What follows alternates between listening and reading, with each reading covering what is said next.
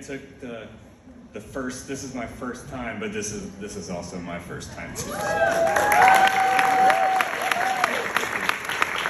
Okay, so the summer of 2004, I was an 18-year-old with not a lot going on. I had graduated high school by the absolute thinnest of margins, and I was working at Hollister and Kroger.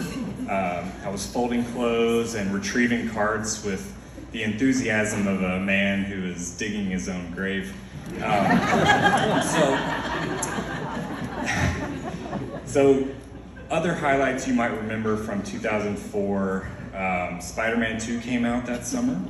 Huge hit. Usher's Yeah dropped and was an absolute banger. It still is, by the way. And the US military was absolutely balls deep in Iraq. Our Just the Tip approach from 1990, it was not working out, so we were back. And if you're an idle young man like myself at the time, you were receiving phone calls from your local military recruiter. And so the military branch most desperately vying for my attention at the time was the US Army. And I remember talking to a recruiter, and apparently I arranged a meeting with him at a later date and completely forgot about it. So imagine my surprise when I walk into the door at my home and find a man in fatigues sitting at my kitchen table with my parents, just laughing and having a good time. So he stands up and he's smiling, and he pulls out the chair and invites me to join the discussion and talk about my future, which apparently was a conversation well underway when I showed up. So after a quick thought that I might just run out the door and run away forever, I decided that I would sit at the kitchen table and listen to what he had to say, with no intention of actually joining the Army. So within an hour, he was my best friend. He had my best interests at heart, and he was my guidance counselor. And as the conversation shifted, as they do with recruiters, to making a commitment, I remained non-committal. I was not going to join the Army, and he actually took it pretty well. He said, "Okay, bud," as he dropped down into his government-issued Chevy Malibu, and he said, "You know what, you think about it, and I'll give you a call."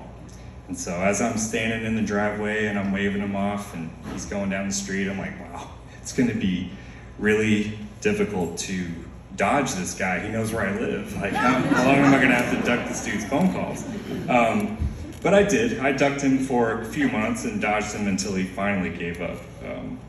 But the seed had been planted for military service to be an option for me, and as the months went on, 2004 turned into 2005, and I ended up calling the Air Force, and I said, "Hey, I would like to work on airplanes, and I will leave today. Is there any planes that need attention today? I'll go today."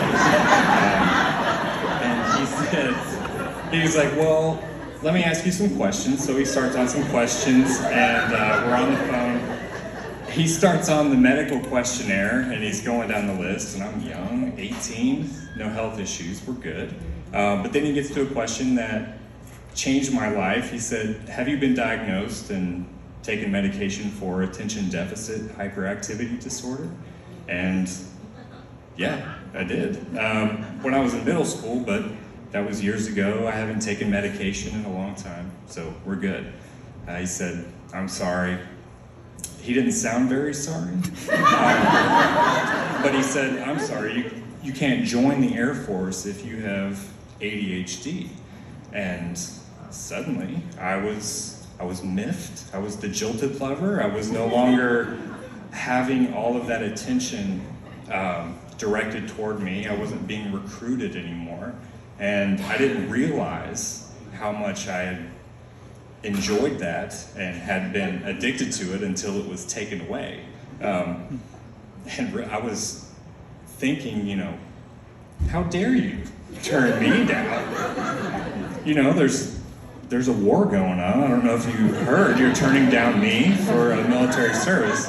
But I didn't know what to say to him, so I didn't say anything, and I think my disappointment was screaming through the phone, through the silence, because he was like, okay, well, if you want to fix airplanes, the Navy actually has more airplanes than the Air Force. And I said, huh, okay. What does that mean for me? And he's like, well, I'll take your information next door to the Navy recruiter, and they'll give you a call. Maybe this afternoon if they're not busy. I said, okay.